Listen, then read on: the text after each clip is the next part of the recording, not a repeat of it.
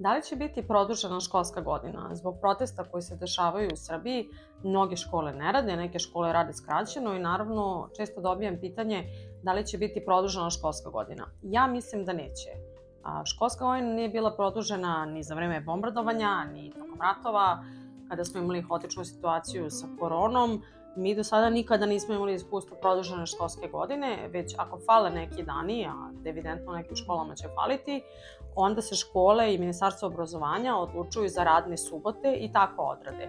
Ukoliko se produži školska godina, to bi onda pomerilo i mature za srednju školu, prijemne za fakultete, pomera se ceo sistem, postoje dogovorene ekskurzije, postoji nastavni plan, popravni i ja mislim da je to neizvodljivo, već će jednostavno škole koje su se odlučile da ne rade ili imaju skraćene časove naći neki svoj način da prevaziđe ove probleme i odrade dane koje su izgubili, a da će se školska godina završiti normalno.